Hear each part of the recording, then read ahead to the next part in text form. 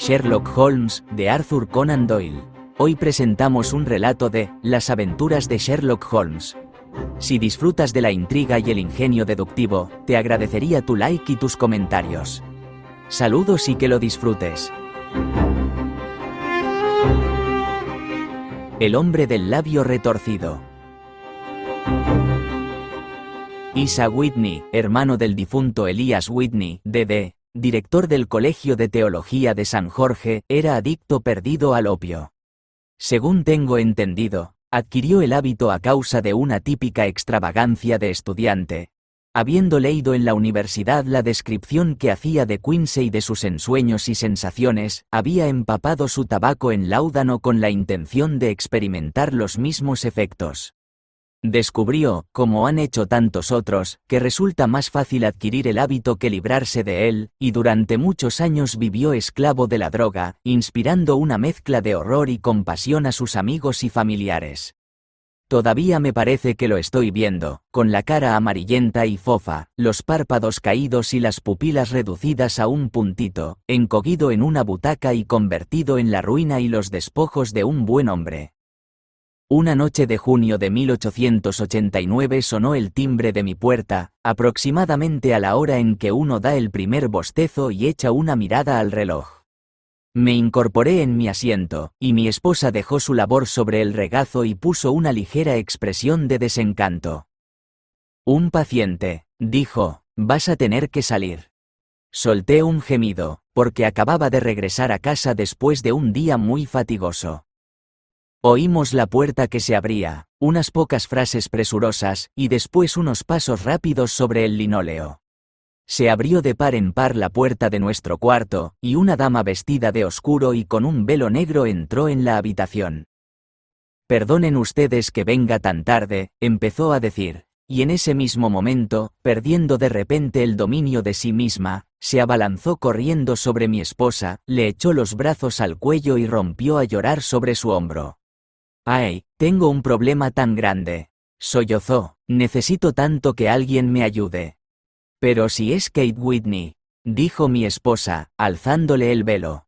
«Qué susto me has dado, Kate. Cuando entraste no tenía ni idea de quién eras. No sabía qué hacer, así que me vine derecho a verte». Siempre pasaba lo mismo. La gente que tenía dificultades acudía a mi mujer como los pájaros a la luz de un faro. «Has sido muy amable viniendo. Ahora, tómate un poco de vino con agua, siéntate cómodamente y cuéntanoslo todo. ¿O prefieres que mande a James a la cama?» «Oh, no, no.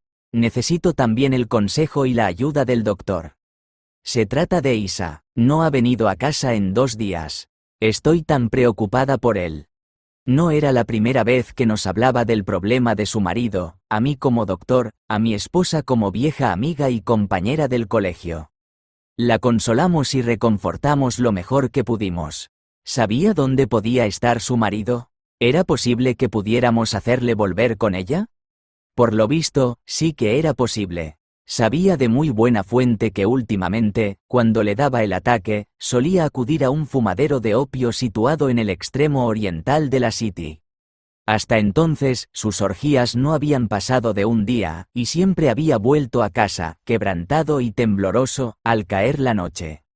Pero esta vez el maleficio llevaba durándole 48 horas, y sin duda allí seguía tumbado, entre la escoria de los muelles, aspirando el veneno o durmiendo bajo sus efectos.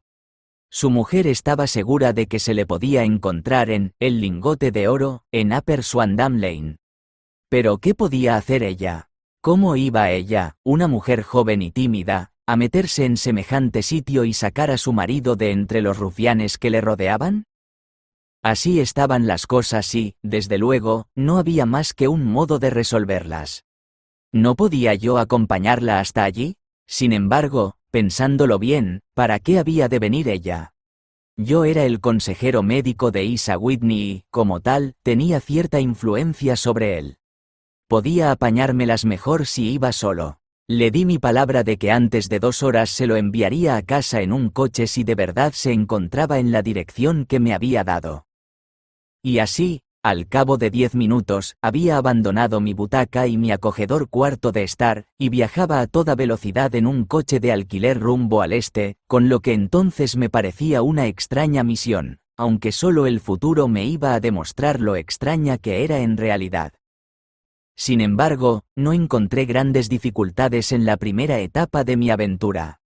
Upper Swandam Lane es una callejuela miserable, oculta detrás de los altos muelles que se extienden en la orilla norte del río, al este del Puente de Londres.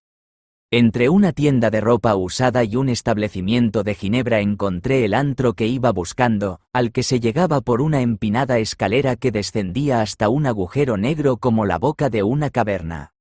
Ordené al cochero que aguardara y bajé los escalones, desgastados en el centro por el paso incesante de pies de borrachos. A la luz vacilante de una lámpara de aceite colocada encima de la puerta, encontré el picaporte y penetré en una habitación larga y de techo bajo, con la atmósfera espesa y cargada del humo pardo del opio, y equipada con una serie de literas de madera, como el castillo de proa de un barco de emigrantes. A través de la penumbra se podían distinguir a duras penas numerosos cuerpos, tumbados en posturas extrañas y fantásticas, con los hombros encorvados, las rodillas dobladas, las cabezas echadas hacia atrás y el mentón apuntando hacia arriba. De vez en cuando, un ojo oscuro y sin brillo se fijaba en el recién llegado. Entre las sombras negras brillaban circulitos de luz, encendiéndose y apagándose, según que el veneno ardiera o se apagara en las cazoletas de las pipas metálicas. La mayoría permanecía tendida en silencio, pero algunos murmuraban para sí mismos, y otros conversaban con voz extraña, apagada y monótona. Su conversación surgía en ráfagas y luego se desvanecía de pronto en el silencio, mientras cada uno seguía mascullando sus propios pensamientos, sin prestar atención a las palabras de su vecino. En el extremo más apartado había un pequeño brasero de carbón, y a su lado un taburete de madera de 3 patas, en el que se sentaba un anciano alto y delgado, con la barbilla apoyada en los puños y los codos en las rodillas, mirando fijamente el fuego. Al verme entrar, un malayo de piel cetrina se me acercó rápidamente con una pipa y una porción de droga, indicándome una litera libre. «Gracias, no he venido a quedarme», dije. «Hay aquí un amigo mío, el señor Isa Whitney, y quiero hablar con él». Hubo un movimiento y una exclamación a mi derecha y, atisbando entre las tinieblas, distinguí a Whitney, pálido, ojeroso y desaliñado, con la mirada fija en mí. «Dios mío, es Watson», exclamó. Se encontraba en un estado lamentable, con todos sus nervios presa de temblores. «Oiga, Watson, ¿qué hora es?» «Casi las 11. ¿De qué día?» «Del viernes, 19 de junio. «Cielo santo, creía que era miércoles. ¿Y es miércoles? ¿Qué se propone usted asustando a un amigo?» Sepultó la cara entre los brazos y comenzó a sollozar en tono muy agudo. «Le digo que es viernes, hombre. Su esposa lleva 2 días esperándole. Debería estar avergonzado de sí mismo». «Y lo estoy. Pero usted se equivoca, Watson, solo llevo aquí unas horas. 3 pipas, 4 pipas. Ya no sé cuántas. Pero iré a casa con usted. ¿Ha traído usted un coche?» «Sí, tengo uno esperando». «Entonces iré en él. Pero seguramente debo algo. Averigüe cuánto debo, Watson. Me encuentro incapaz. No puedo hacer nada por mí mismo». Recorrí el estrecho pasadizo entre la doble hilera de durmientes, conteniendo la respiración para no inhalar el humo infecto y estupefaciente de la droga, y busqué al encargado. Al pasar al lado del hombre alto que se sentaba junto al brasero, sentí un súbito tirón en los faldones de mi chaqueta y una voz muy baja susurró: «Siga adelante y luego vuélvase a mirarme». Las palabras sonaron con absoluta claridad en mis oídos. Miré hacia abajo. Solo podía haberlas pronunciado el anciano que tenía a mi lado, y sin embargo continuaba sentado tan absorto como antes, muy flaco, muy arrugado, encorvado por la edad, con una pipa de opio caída entre sus rodillas, como si sus dedos la hubieran dejado caer de puro relajamiento. Avancé 2 pasos y me volví a mirar. Necesité todo el dominio de mí mismo para no soltar un grito de asombro. El anciano se había vuelto de modo que nadie pudiera verlo más que yo.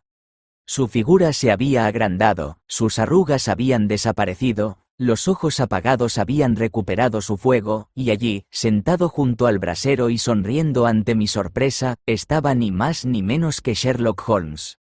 Me indicó con un ligero gesto que me aproximara y, al instante, en cuanto volvió de nuevo su rostro hacia la concurrencia, se hundió una vez más en una senilidad decrépita y babeante. «Holmes», susurré, «¿qué demonios está usted haciendo en este antro?» «Hable lo más bajo que pueda», respondió. «Tengo un oído excelente. Si tuviera usted la inmensa amabilidad de librarse de ese degenerado amigo suyo, me alegraría muchísimo tener una pequeña conversación con usted. Tengo un coche fuera. Entonces, por favor, mándelo a casa en él. Puede fiarse de él, porque parece demasiado hecho polvo como para meterse en ningún lío. Le recomiendo también que, por medio del cochero, le envíe una nota a su esposa diciéndole que ha unido su suerte a la mía. Si me espera fuera, estaré con usted en 5 minutos». Resultaba difícil negarse a las peticiones de Sherlock Holmes, porque siempre eran extraordinariamente concretas y las exponía con un tono de lo más señorial. De todas maneras, me parecía que una vez metido Whitney en el coche, mi misión había quedado prácticamente cumplida, y, por otra parte, no podía desear nada mejor que acompañar a mi amigo en una de aquellas insólitas aventuras que constituían su modo normal de vida. Me bastaron unos minutos para escribir la nota, pagar la cuenta de Whitney, llevarlo hasta el coche y verle partir a través de la noche. Muy poco después, una decrépita figura salía del fumadero de opio y yo caminaba calle abajo en compañía de Sherlock Holmes. Avanzó por un par de calles arrastrando los pies, con la espalda encorvada y el paso inseguro, y de pronto, tras echar una rápida mirada a su alrededor, enderezó el cuerpo y estalló en una alegre carcajada. «Supongo, Watson», dijo, «que está usted pensando que he añadido el fumar opio a las inyecciones de cocaína y demás pequeñas debilidades sobre las que usted ha tenido la bondad de emitir su opinión facultativa. Desde luego, me sorprendió encontrarlo allí. No más de lo que me sorprendió a mí verle a usted. Yo vine en busca de un amigo. Y yo, en busca de un enemigo». «¿Un enemigo?» «Sí. Uno de mis enemigos naturales o, si se me permite decirlo, de mis presas naturales. En pocas palabras, Watson, estoy metido en una interesantísima investigación, y tenía la esperanza de descubrir alguna pista entre las divagaciones incoherentes de estos adictos, como me ha sucedido otras veces. Si me hubieran reconocido en aquel antro, mi vida no habría valido ni la tarifa de 1 hora, porque ya lo he utilizado antes para mis propios fines, y el bandido del dueño, un antiguo marinero de las Indias Orientales, ha jurado vengarse de mí. Hay una trampilla en la parte trasera del edificio, cerca de la esquina del muelle de San Pablo, que podría contar historias muy extrañas sobre lo que pasa a través de ella las noches sin luna». «¿Cómo? ¿No querrá usted decir cadáveres?» «Sí, Watson, cadáveres. Seríamos ricos si nos dieran 1000 libras por cada pobre diablo que ha encontrado la muerte en ese antro. Es la trampa mortal más perversa de toda la ribera del río, y me temo que Neville Street. Claire ha entrado en ella para no volver a salir. Pero nuestro coche debería estar aquí». Se metió los 2 dedos índices en la boca y lanzó un penetrante silbido, una señal que fue respondida por un silbido similar a lo lejos, seguido inmediatamente por el traqueteo de unas ruedas y las pisadas de cascos de caballo. «Y ahora, Watson», dijo Holmes, mientras un coche alto, de un caballo, salía de la oscuridad arrojando 2 chorros dorados de luz amarilla por sus faroles laterales, «¿viene usted conmigo o no? Si puedo ser de alguna utilidad». «Oh, un camarada de confianza siempre resulta útil. Y un cronista, más aún. Mi habitación de los Cedros tiene 2 camas». «¿Los Cedros?» «Sí, así se llama la casa del señor Street. Claire, me estoy alojando allí mientras llevo a cabo la investigación». «¿Y dónde está?» «En Kent, cerca de Lee. Tenemos por delante un trayecto de 7 millas. Pero estoy completamente a oscuras». «Naturalmente, pero enseguida va a enterarse de todo. Suba aquí». «Muy bien, John, ya no le necesitaremos». Aquí tiene media corona. Venga a buscarme mañana a eso de las 11. Suelte las riendas y hasta mañana. Tocó al caballo con el látigo y salimos disparados a través de la interminable sucesión de calles sombrías y desiertas, que poco a poco se fueron ensanchando hasta que cruzamos a toda velocidad un amplio puente con balaustrada, mientras las turbias aguas del río se deslizaban perezosamente por debajo.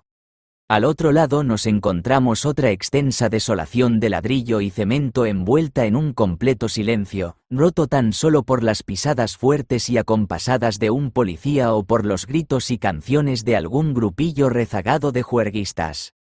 Una oscura cortina se deslizaba lentamente a través del cielo, y una o dos estrellas brillaban débilmente entre las rendijas de las nubes. Holmes conducía en silencio, con la cabeza caída sobre el pecho y toda la apariencia de encontrarse sumido en sus pensamientos, mientras yo, sentado a su lado, me consumía de curiosidad por saber en qué consistía esta nueva investigación que parecía estar poniendo a prueba sus poderes, a pesar de lo cual no me atrevía a entrometerme en el curso de sus reflexiones. Llevábamos recorridas varias millas, y empezábamos a entrar en el cinturón de residencias suburbanas, cuando Holmes se desperezó, se encogió de hombros y encendió su pipa con el aire de un hombre satisfecho por estar haciéndolo lo mejor posible. Watson, posee usted el don inapreciable de saber guardar silencio, dijo. Eso le convierte en un compañero de valor incalculable. Le aseguro que me viene muy bien tener alguien con quien hablar, pues mis pensamientos no son demasiado agradables. Me estaba preguntando qué le voy a decir a esta pobre mujer cuando salga esta noche a recibirme a la puerta. Olvida usted que no sé nada del asunto. Tengo el tiempo justo de contarle los hechos antes de llegar a Lee. Parece un caso ridículamente sencillo y, sin embargo, no sé por qué, no consigo avanzar nada. Hay mucha madeja, ya lo creo, pero no doy con el extremo del hilo. Bien, Watson, voy a exponerle el caso clara y concisamente, y tal vez usted pueda ver una chispa de luz donde para mí todo son tinieblas. Adelante, pues. Hace unos años, concretamente, en mayo de 1884, llegó a Lee un caballero llamado Neville Street. Clare, que parecía tener dinero en abundancia. Adquirió una gran residencia, arregló los terrenos con muy buen gusto y, en general, vivía a lo grande. Poco a poco, fue haciendo amistades entre el vecindario, y en 1887 se casó con la hija de un cervecero de la zona, con la que tiene ya 2 hijos. No trabajaba en nada concreto, pero tenía intereses en varias empresas y venía todos los días a Londres por la mañana, regresando por la tarde en el tren de las 5:14 desde Cannon Street. El señor Street, Clare, tiene ahora 37 años de edad, es hombre de costumbres moderadas, buen esposo, padre cariñoso, y apreciado por todos los que le conocen. Podríamos añadir que sus deudas actuales, hasta donde hemos podido averiguar, suman un total de 88 libras y 10 chelines, y que su cuenta en el banco, el Capital y Counties Bank, arroja un saldo favorable de 220 libras. Por tanto, no hay razón para suponer que sean problemas de dinero los que le atormentan. El lunes pasado, el señor Neville Street, Clare, vino a Londres bastante más temprano que de costumbre, comentando antes de salir que tenía que realizar 2 importantes gestiones, y que al volver le traería al niño pequeño un juego de construcciones. Ahora bien, por pura casualidad, su esposa recibió un telegrama ese mismo lunes, muy poco después de marcharse él, comunicándole que había llegado un paquetito muy valioso que ella estaba esperando, y que podía recogerlo en las oficinas de la compañía naviera Aberdeen. Pues bien, si conoce usted Londres, sabrá que las oficinas de esta compañía están en Fresno Street, que hace esquina con Upper Swandam Lane, donde me ha encontrado usted esta noche. La señora Street, Clare, almorzó, se fue a Londres, hizo algunas compras, pasó por la oficina de la compañía, recogió su paquete, y exactamente a las 4:35 iba caminando por Swandam Lane camino de la estación. ¿Me sigue hasta ahora? Está muy claro.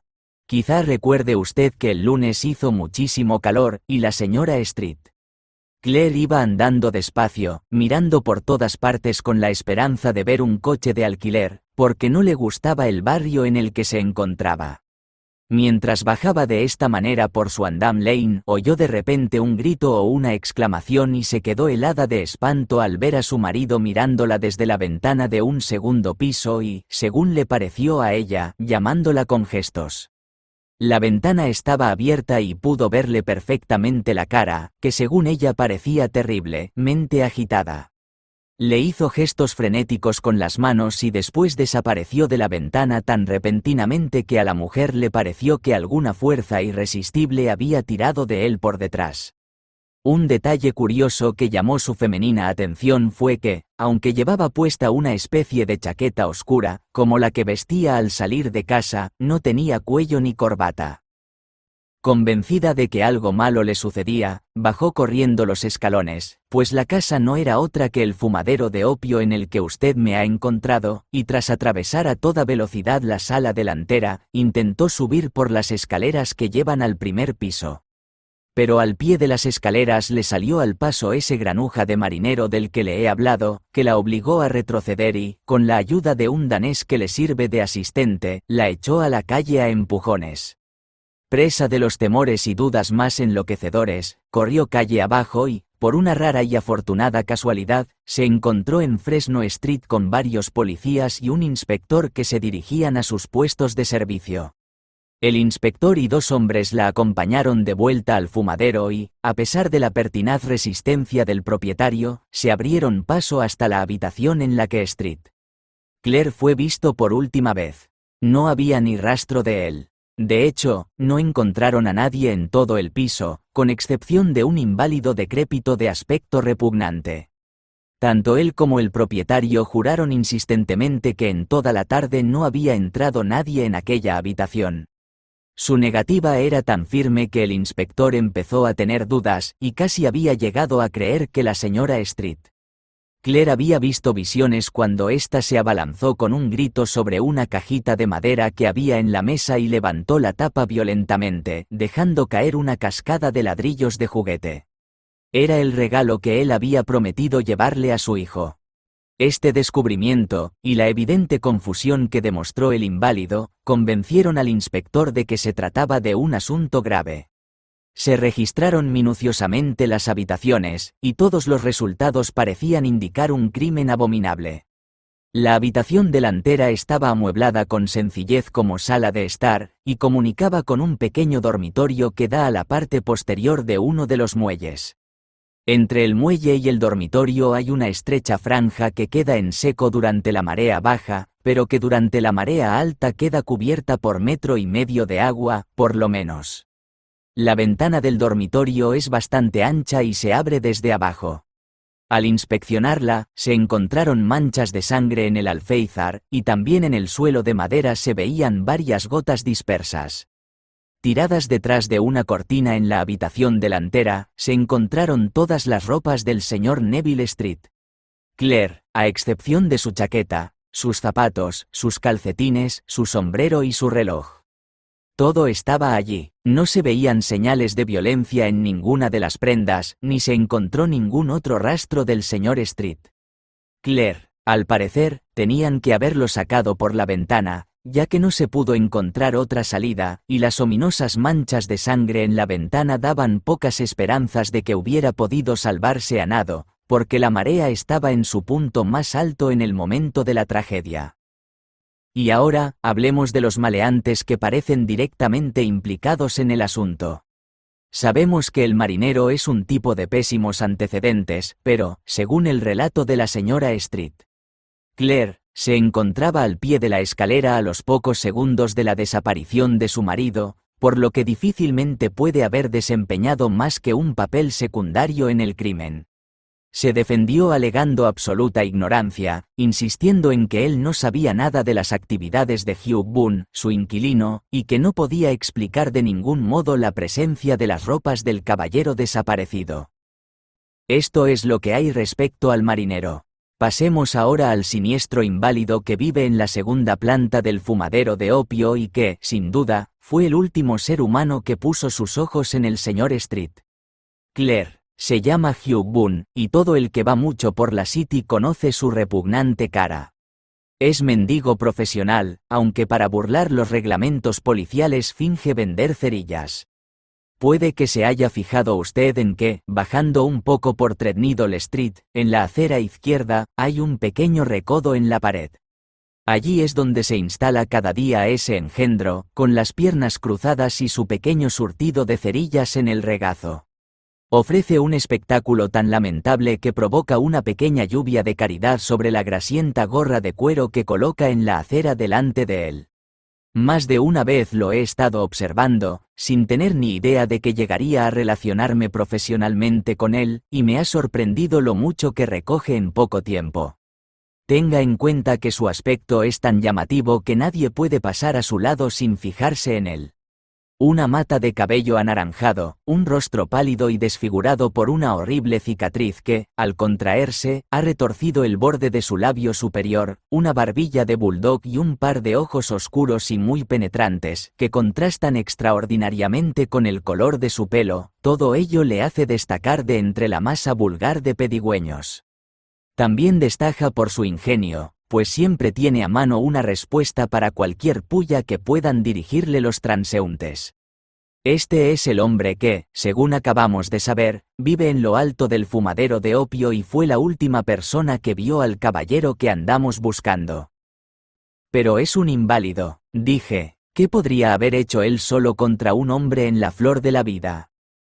Es inválido en el sentido de que cojea al andar, pero en otros aspectos, parece tratarse de un hombre fuerte y bien alimentado. Sin duda, Watson, su experiencia médica le habrá enseñado que la debilidad en un miembro se compensa a menudo con una fortaleza excepcional en los demás. Por favor, continúe con su relato. La señora Street, Claire se había desmayado al ver la sangre en la ventana, y la policía la llevó en coche a su casa, ya que su presencia no podía ayudarles en las investigaciones.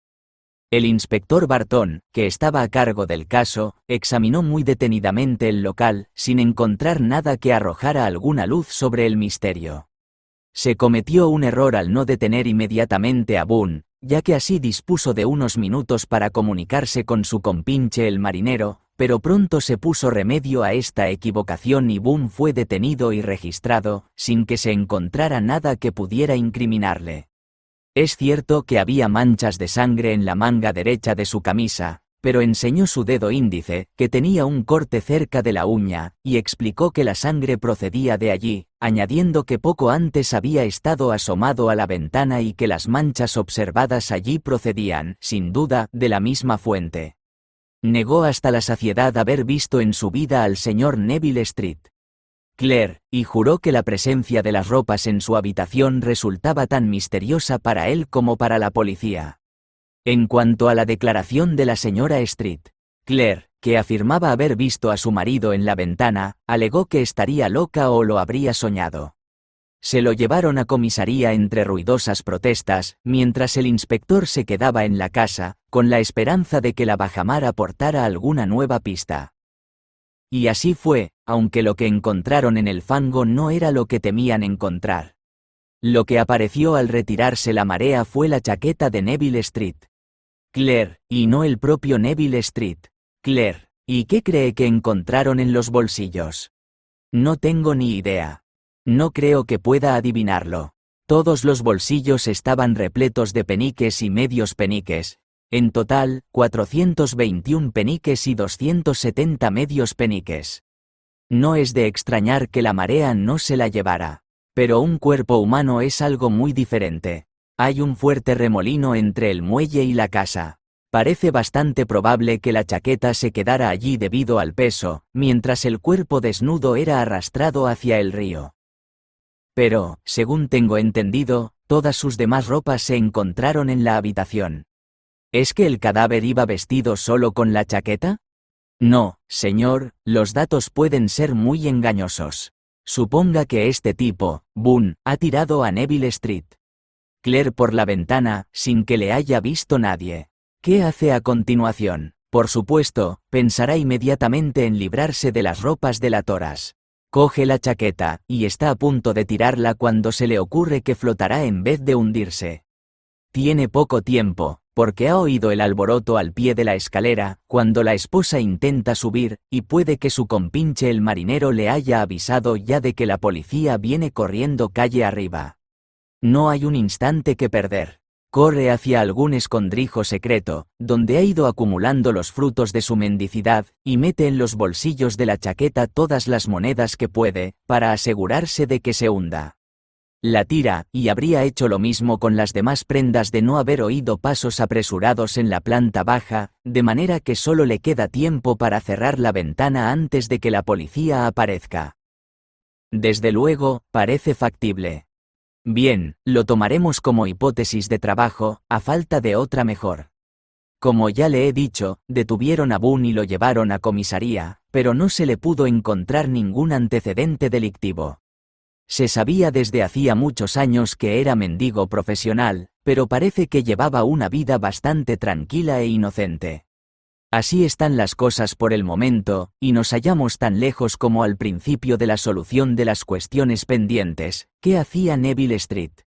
Claire en el fumadero de opio, ¿qué le sucedió allí? ¿Dónde está ahora y qué tiene que ver Hugh Boone con su desaparición? Confieso que no recuerdo en toda mi experiencia un caso que pareciera tan sencillo a primera vista y que, sin embargo, presentara tantas dificultades. Mientras Sherlock Holmes iba exponiendo los detalles de esta singular serie de acontecimientos, rodábamos a toda velocidad por las afueras de la gran ciudad, hasta que dejamos atrás las últimas casas desperdigadas y seguimos avanzando con un seto rural a cada lado del camino. Pero cuando terminó, pasábamos entre dos pueblecitos de casas dispersas, en cuyas ventanas aún brillaban unas cuantas luces. «Estamos a las afueras de Lee», dijo mi compañero. En esta breve carrera hemos pisado 3 condados ingleses, partiendo de Middlesex, pasando de refilón por Surrey y terminando en Kent. ¿Ve aquella luz entre los árboles? Es Los Cedros, y detrás de la lámpara está sentada una mujer cuyos ansiosos oídos han captado ya, sin duda alguna, el ruido de los cascos de nuestro caballo. ¿Pero por qué no lleva usted el caso desde Baker Street? Porque hay mucho que investigar aquí. La señora Street. Claire ha tenido la amabilidad de poner 2 habitaciones a mi disposición, y puede usted tener la seguridad de que dará la bienvenida a mi amigo y compañero. Me espanta tener que verla, Watson, sin traer noticias de su marido. En fin, aquí estamos. Caballo, Nos habíamos detenido frente a una gran mansión con terreno propio. Un mozo de cuadras había corrido a hacerse cargo del caballo y, tras descender del coche, seguía Holmes por un estrecho y ondulante sendero de grava que llevaba a la casa. Cuando ya estábamos cerca, se abrió la puerta y una mujer menuda y rubia apareció en el marco, vestida con una especie de muselín de soye, con apliques de gasa rosa y esponjosa en el cuello y los puños. Permaneció inmóvil, con su silueta recortada contra la luz, una mano apoyada en la puerta, la otra a medio alzar en un gesto de ansiedad, el cuerpo ligeramente inclinado, adelantando la cabeza y la cara, con ojos impacientes y labios entreabiertos. Era la estampa viviente misma de la incertidumbre. «¿Y bien?», gimió, «¿qué hay?». Y entonces, viendo que éramos 2, soltó un grito de esperanza que se transformó en un gemido al ver que mi compañero meneaba la cabeza y se encogía de hombros. «¿No hay buenas noticias?». «No hay ninguna noticia». «¿Tampoco malas?». «Tampoco». «Demos gracias a Dios por eso. Pero entren, estará usted cansado después de tan larga jornada. Le presento a mi amigo el Dr. Watson. Su ayuda ha resultado fundamental en varios de mis casos y, por una afortunada casualidad, he podido traérmelo e incorporarlo a esta investigación». «Encantada de conocerlo», dijo ella, estrechándome calurosamente la mano. «Estoy segura que sabrá disculpar las deficiencias que encuentre, teniendo en cuenta la desgracia tan repentina que nos ha ocurrido». «Querida señora», dije, «soy un viejo soldado y, aunque no lo fuera, me doy perfecta cuenta de que huelgan las disculpas. Me sentiré muy satisfecho si puedo resultar de alguna ayuda para usted o para mi compañero aquí presente». Y ahora, señor Sherlock Holmes, dijo la señora mientras entrábamos en un comedor bien iluminado, en cuya mesa estaba servida una comida fría, me gustaría hacerle un par de preguntas francas, y le ruego que las respuestas sean igualmente francas. Desde luego, señora. No se preocupe por mis sentimientos. No soy histérica ni propensa a los desmayos. Simplemente, quiero conocer su auténtica opinión. ¿Sobre qué punto? ¿En el fondo de su corazón, cree usted que Neville está vivo? Sherlock Holmes pareció incómodo ante la pregunta. Francamente, repitió ella, de pie sobre la alfombra y mirándolo fijamente desde lo alto, mientras Holmes se retrepaba en un sillón de mimbre. Pues, francamente, señora, no. ¿Cree usted que ha muerto? Sí. ¿Asesinado? No puedo asegurarlo. Es posible. ¿Y qué día murió? El lunes. Entonces, señor Holmes, ¿tendría usted la bondad de explicar cómo es posible que haya recibido hoy esta carta suya? Sherlock Holmes se levantó de un salto, como si hubiera recibido una descarga eléctrica. ¿Qué? Rugió.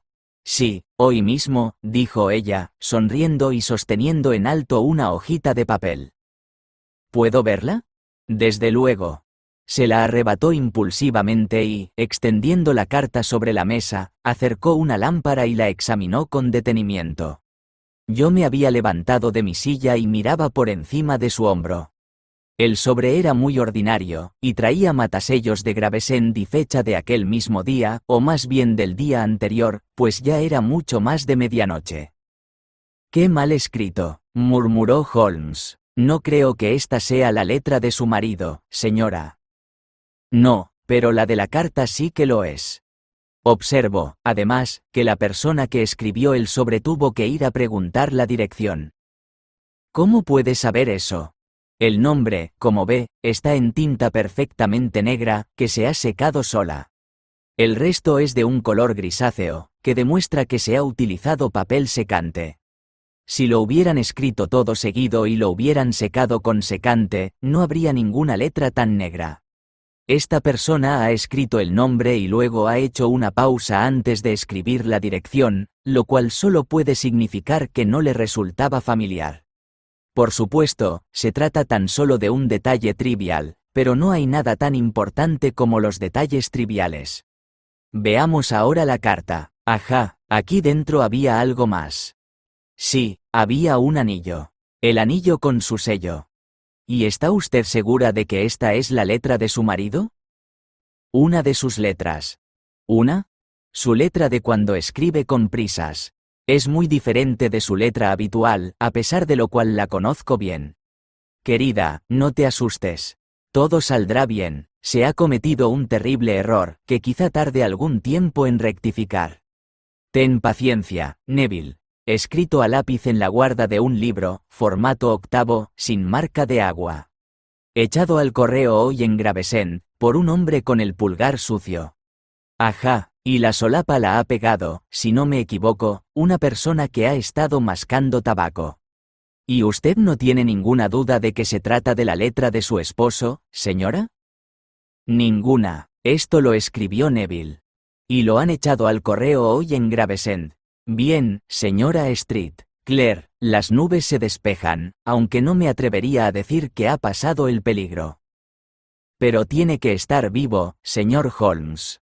A menos que se trate de una hábil falsificación para ponernos sobre una pista falsa. Al fin y al cabo, el anillo no demuestra nada. Se lo pueden haber quitado. No, no, es su letra, lo es, lo es, lo es.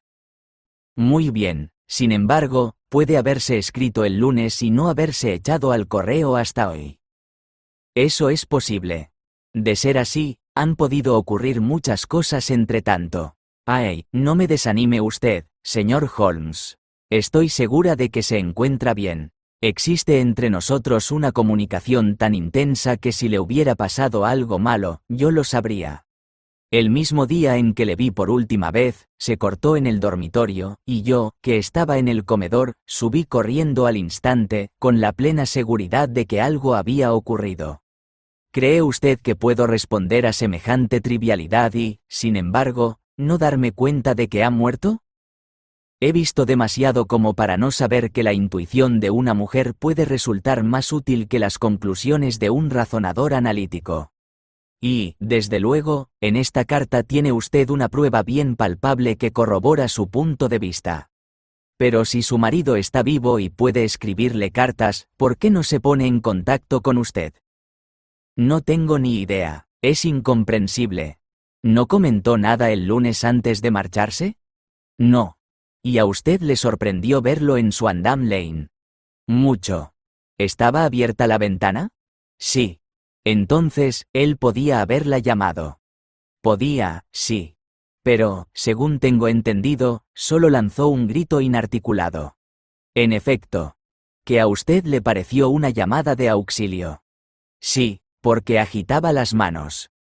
Pero podría haberse tratado de un grito de sorpresa. El asombro, al verla de pronto a usted, podría haberle hecho levantar las manos. Es posible. Y a usted le pareció que tiraban de él desde atrás. Como desapareció tan bruscamente. Pudo haber saltado hacia atrás. Usted no vio a nadie más en la habitación. No, pero aquel hombre confesó que había estado allí, y el marinero se encontraba al pie de la escalera. En efecto, su esposo, por lo que usted pudo ver, ¿llevaba puestas sus ropas habituales? Pero sin cuello, vi perfectamente su cuello desnudo. ¿Había mencionado alguna vez Swandam Lane? Nunca. ¿Alguna vez dio señales de haber tomado opio? Nunca. Gracias, señora Street. Claire, estos son los principales detalles que quería tener absolutamente claros. Ahora comeremos un poco y después nos retiraremos, pues mañana es posible que tengamos una jornada muy atareada. Teníamos a nuestra disposición una habitación amplia y confortable, con 2 camas, y no tardé en meterme entre las sábanas, pues me encontraba fatigado por la noche de aventuras. Sin embargo, Sherlock Holmes era un hombre que cuando tenía en la cabeza un problema sin resolver, podía pasar días, y hasta una semana, sin dormir, dándole vueltas, reordenando los datos, considerándolos desde todos los puntos de vista, hasta que lograba resolverlo o se convencía de que los datos eran insuficientes. Pronto me resultó evidente que se estaba preparando para pasar la noche en vela. Se quitó la chaqueta y el chaleco, se puso una amplia bata azul y empezó a vagar por la habitación, recogiendo almohadas de la cama y cojines del sofá y las butacas. Con ellos construyó una especie de diván oriental, en el que se instaló con las piernas cruzadas, colocando delante de él una onza de tabaco fuerte y una caja de cerillas. Pude verlo allí sentado a la luz mortecina de la lámpara, con una vieja pipa de brezo entre los labios, los ojos ausentes, fijos en un ángulo del techo, desprendiendo volutas de humo azulado, callado, inmóvil, con la luz cayendo sobre sus marcadas y aguileñas facciones. Así se encontraba cuando me fui a dormir, y así continuaba cuando una súbita exclamación suya me despertó, y vi que la luz del sol ya entraba en el cuarto. La pipa seguía entre sus labios, el humo seguía elevándose en volutas, y una espesa niebla de tabaco llenaba la habitación, pero no quedaba nada del paquete de tabaco que yo había visto la noche anterior. ¿Está despierto, Watson?, preguntó. Sí. ¿Listo para una excursión matutina? Desde luego. Entonces, vístase. Aún no se ha levantado nadie, pero sé dónde duerme el mozo de cuadras, y pronto tendremos preparado el coche. Al hablar, se reía para sus adentros, le centelleaban los ojos y parecía un hombre diferente del sombrío pensador de la noche anterior. Mientras me vestía, lancé un vistazo al reloj. No era de extrañar que nadie se hubiera levantado aún. Eran las 4:25. Apenas había terminado cuando Holmes regresó para anunciar que el mozo estaba enganchando el caballo. Quiero poner a prueba una pequeña hipótesis mía, dijo, mientras se ponía las botas. Creo, Watson, que tiene usted delante a uno de los más completos idiotas de toda Europa. Merezco que me lleven a patadas desde aquí a Charing Cross. Pero me parece que ya tengo la clave del asunto. ¿Y dónde está?, pregunté, sonriendo. En el cuarto de baño, respondió. No, no estoy bromeando, continuó, al ver mi gesto de incredulidad. Acabo de estar allí, la he cogido y la tengo dentro de esta maleta Gladstone. Venga, compañero, y veremos si encaja o no en la cerradura. Bajamos lo más rápidamente posible y salimos al sol de la mañana. El coche y el caballo ya estaban en la carretera, con el mozo de cuadras a medio vestir aguardando delante. Subimos al vehículo y salimos disparados por la carretera de Londres. Rodaban por ella algunos carros que llevaban verduras a la capital, pero las hileras de casas de los lados estaban tan silenciosas e inertes como una ciudad de ensueño. En ciertos aspectos, ha sido un caso muy curioso, dijo Holmes, azuzando al caballo para ponerlo al galope. Confieso que he estado más ciego que un topo, pero más vale aprender tarde que no aprender nunca. En la ciudad, los más madrugadores apenas empezaban a asomarse medio dormidos a la ventana cuando nosotros penetramos por las calles del lado de Surrey. Bajamos por Waterloo Bridge Road, cruzamos el río y subimos a toda velocidad por Wellington Street, para allí torcer bruscamente a la derecha y llegar a Bow Street. Sherlock Holmes era bien conocido por el cuerpo de policía, y los dos agentes de la puerta le saludaron. Uno de ellos sujetó las riendas del caballo, mientras el otro nos hacía entrar. ¿Quién está de guardia?, preguntó Holmes. El inspector Bradstreet, señor. Ah, Bradstreet, ¿cómo está usted? Un hombre alto y corpulento había surgido por el corredor embaldosado, con una gorra de visera y chaqueta con alamares. Me gustaría hablar unas palabras con usted, Bradstreet. Desde luego, señor Holmes. Pase a mi despacho. Era un despachito pequeño, con un libro enorme encima de la mesa y un teléfono de pared. El inspector se sentó ante el escritorio. ¿Qué puedo hacer por usted, señor Holmes? Se trata de ese mendigo, el que está acusado de participar en la desaparición del señor Neville Street. Claire de Lee. Sí, está detenido mientras prosiguen las investigaciones. Eso he oído. ¿Lo tienen aquí? En los calabozos. ¿Está tranquilo? No causa problemas, pero cuidado que es guarro. ¿Guarro? Sí. Lo más que hemos conseguido es que se lave las manos, pero la cara la tiene tan negra como un fogonero. En fin, en cuanto se decida su caso tendrá que bañarse periódicamente en la cárcel, y si usted lo viera, creo que estaría de acuerdo conmigo en que lo necesita. Me gustaría muchísimo verlo. ¿De veras? Pues eso es fácil. Venga por aquí, puede dejar la maleta. No, prefiero llevarla. Como quiera. Vengan por aquí, por favor. Nos guió por un pasillo, abrió una puerta con barrotes, bajó una escalera de caracol, y nos introdujo en una galería encalada con una hilera de puertas a cada lado. La tercera de la derecha es la suya, dijo el inspector. Aquí está. Abrió sin hacer ruido un ventanuco en la parte superior de la puerta y miró al interior. Está dormido, dijo, podrán verle perfectamente. Los dos aplicamos nuestros ojos a la rejilla. El detenido estaba tumbado con el rostro vuelto hacia nosotros, sumido en un profundo sueño, respirando lenta y ruidosamente. Era un hombre de estatura mediana, vestido toscamente, como correspondía a su oficio, con una camisa de colores que asomaba por los rotos de su andrajosa chaqueta. Tal como el inspector había dicho, estaba sucísimo, pero la porquería que cubría su rostro no lograba ocultar su repulsiva fealdad.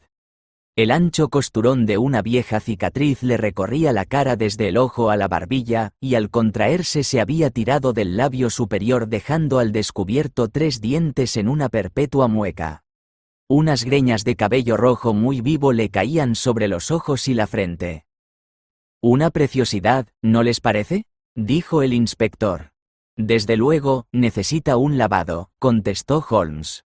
Se me ocurrió que podría necesitarlo y me tomé la libertad de traer el instrumental necesario. Mientras hablaba, abrió la maleta Gladstone y, ante mi asombro, sacó de ella una enorme esponja de baño. «Ja, ja, es usted un tipo divertido», rió el inspector. «Ahora, si tiene usted la inmensa bondad de abrir con mucho cuidado esta puerta, no tardaremos en hacerle adoptar un aspecto mucho más respetable». «Caramba, ¿por qué no?», dijo el inspector. «Es un descrédito para los calabozos de Bow Street, ¿no les parece?». Introdujo la llave en la cerradura y todos entramos sin hacer ruido en la celda. El durmiente se dio media vuelta y volvió a hundirse en un profundo sueño. Holmes se inclinó hacia el jarro de agua, mojó su esponja y la frotó con fuerza 2 veces sobre el rostro del preso. «Permítame que les presente», exclamó, «al señor Neville Street, Clare, de Lee, Condado de Kent. Jamás en mi vida he presenciado un espectáculo semejante». El rostro del hombre se desprendió bajo la esponja como la corteza de un árbol. Desapareció su repugnante color parduzco. Desapareció también la horrible cicatriz que lo cruzaba, y lo mismo el labio retorcido que formaba aquella mueca repulsiva. Los desgreñados pelos rojos se desprendieron de un tirón, y ante nosotros quedó, sentado en el camastro, un hombre pálido, de expresión triste y aspecto refinado, pelo negro y piel suave, frotándose los ojos y mirando a su alrededor con asombro soñoliento. De pronto, dándose cuenta de que le habían descubierto, lanzó un alarido y se dejó caer, hundiendo el rostro en la almohada. «Por todos los santos», exclamó el inspector, «pero si es el desaparecido. Lo reconozco por las fotografías». El preso se volvió con el aire indiferente de quien se abandona en manos del destino. «De acuerdo», dijo, «y ahora, por favor, ¿de qué se me acusa?» «De la desaparición del señor Neville Street». «Oh, vamos, no se le puede acusar de eso, a menos que lo presente como un intento de suicidio», dijo el inspector, sonriendo. «Caramba, llevo 27 años en el cuerpo, pero esto se lleva la palma. Si yo soy Neville Street, Clare, resulta evidente que no se ha cometido ningún delito y, por lo tanto, mi detención aquí es ilegal». «No se ha cometido delito alguno, pero sí un tremendo error», dijo Holmes. «Más le habría valido confiar en su mujer». «No era por ella, era por los niños», gimió el detenido. «Dios mío, no quería que se avergonzaran de su padre. Dios santo, qué vergüenza. ¿Qué voy a hacer ahora?». Sherlock Holmes se sentó junto a él en la litera y le dio unas palmaditas en el hombro. «Si deja usted que los tribunales esclarezcan el caso», dijo, «es evidente que no podrá evitar la publicidad. Por otra parte, si puede convencer a las autoridades policiales de que no hay motivos para proceder contra usted, no veo razón para que los detalles de lo ocurrido lleguen a los periódicos. Estoy seguro de que el inspector Bradstreet tomará nota de todo lo que quiera usted declarar para ponerlo en conocimiento de las autoridades competentes. En tal caso, el asunto no tiene por qué llegar a los tribunales». «Que Dios le bendiga», exclamó el preso con fervor. «Habría soportado la cárcel, e incluso la ejecución, antes que permitir que mi miserable secreto cayera como un baldón sobre mis hijos. Son ustedes los primeros que escuchan mi historia. Mi padre era maestro de escuela en Chesterfield, donde recibí una excelente educación. De joven viajé por el mundo, trabajé en el teatro y por último me hice reportero en un periódico vespertino de Londres. Un día, el director quería que se hiciera una serie de artículos sobre la mendicidad en la capital, y yo me ofrecí voluntario para hacerlo. Este fue el punto de partida de mis aventuras. La única manera de obtener datos para mis artículos era practicando como mendigo aficionado. Naturalmente, cuando trabajé como actor había aprendido todos los trucos del maquillaje, y tenía fama en los camerinos por mi habilidad en la materia. Así que decidí sacar partido de mis conocimientos. Me pinté la cara y, para ofrecer un aspecto lo más penoso posible, me hice una buena cicatriz y me retorcí un lado del labio con ayuda de una tira de esparadrapo color carne. Y después, con una peluca roja y vestido adecuadamente, busqué un puesto en la zona más concurrida de la City, aparentando vender cerillas, pero en realidad pidiendo. Desempeñé mi papel durante 7 horas y cuando volví a casa por la noche descubrí, con gran sorpresa, que había recogido nada menos que 26 chelines y 4 peniques. Escribí mis artículos y no volví a pensar en el asunto hasta que, algún tiempo después, avalé una letra de un amigo y de pronto me encontré con una orden de pago por valor de 25 libras. Me volví loco intentando reunir el dinero y de repente se me ocurrió una idea. Solicité al acreedor una prórroga de 15 días, pedí vacaciones a mis jefes y me dediqué a pedir limosna en la City, disfrazado. En 10 días había reunido el dinero y pagado la deuda. Pues bien, se imaginarán lo difícil que me resultó someterme de nuevo a un trabajo fatigoso por 2 libras a la semana, sabiendo que podía ganar esa cantidad en un día con solo pintarme la cara, dejar la gorra en el suelo y esperar sentado. Hubo una larga lucha entre mi orgullo y el dinero, pero al final ganó el dinero. Dejé el periodismo y me fui a sentar, un día tras otro, en el mismo rincón del principio, inspirando lástima con mi espantosa cara y llenándome los bolsillos de monedas. Solo un hombre conocía mi secreto, el propietario de un tugurio de Swandam Lane donde tenía alquilada una habitación. De allí salía cada mañana como un mendigo mugriento, y por la tarde me transformaba en un caballero elegante, vestido a la última. Este individuo, un antiguo marinero, recibía una magnífica paga por sus habitaciones, y yo sabía que mi secreto estaba seguro en sus manos. Muy pronto me encontré con que estaba ahorrando sumas considerables de dinero.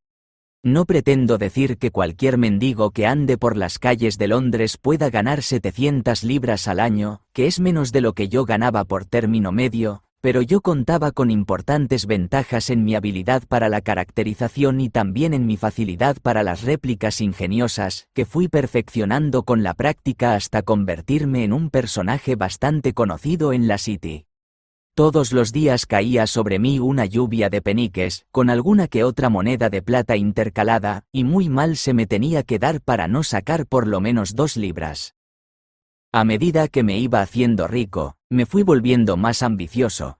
Adquirí una casa en el campo y me casé, sin que nadie llegara a sospechar a qué me dedicaba en realidad. Mi querida esposa sabía que tenía algún negocio en la City. Poco se imaginaba en qué consistía. El lunes pasado, había terminado mi jornada y me estaba vistiendo en mi habitación, encima del fumadero de opio, cuando me asomé a la ventana y vi, con gran sorpresa y consternación, a mi esposa parada en mitad de la calle, con los ojos clavados en mí. Solté un grito de sorpresa, levanté los brazos para taparme la cara y corrí en busca de mi confidente, el marinero, instándole a que no permitiese a nadie subir a donde yo estaba. Oí la voz de mi mujer en la planta baja, pero sabía que no la dejarían subir. Rápidamente me quité mis ropas, me puse las de mendigo y me apliqué el maquillaje y la peluca. Ni siquiera los ojos de una esposa podrían penetrar un disfraz tan perfecto. Pero entonces se me ocurrió que podrían registrar la habitación y las ropas me delatarían.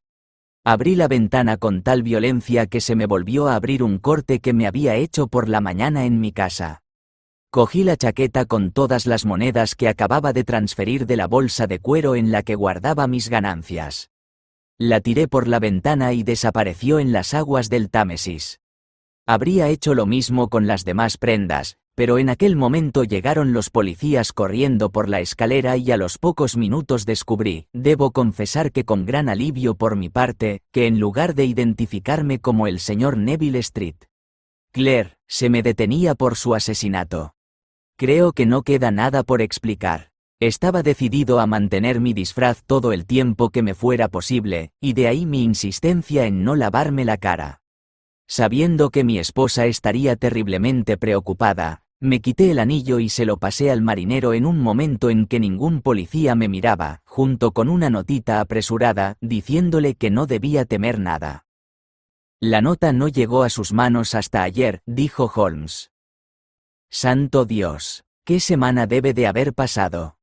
La policía ha estado vigilando a ese marinero, dijo el inspector Bradstreet, y no me extraña que le haya resultado difícil echar la carta sin que le vieran. Probablemente, se la entregaría a algún marinero cliente de su casa, que no se acordó del encargo en varios días. Así debió de ser, no me cabe duda, dijo Holmes, asintiendo. ¿Pero nunca le han detenido por pedir limosna? Muchas veces, pero ¿qué significaba para mí una multa? Sin embargo, esto tiene que terminar aquí, dijo Bradstreet. Si quiere que la policía eche tierra al asunto, Hugh Boone debe dejar de existir. Lo he jurado con el más solemne de los juramentos que puede hacer un hombre. En tal caso, creo que es probable que el asunto no siga adelante. Pero si volvemos a toparnos con usted, todo saldrá a relucir. Verdaderamente, señor Holmes, estamos en deuda con usted por haber esclarecido el caso. Me gustaría saber cómo obtiene esos resultados. Este lo obtuve, dijo mi amigo, sentándome sobre 5 almohadas y consumiendo una onza de tabaco. Creo, Watson, que, si nos ponemos en marcha hacia Baker Street, llegaremos a tiempo para el desayuno. Espero que este relato te haya gustado. Si es así, te agradecería que le dieras un like. De esta forma ayudas al canal y me animas a seguir publicando. Saludos, amigo.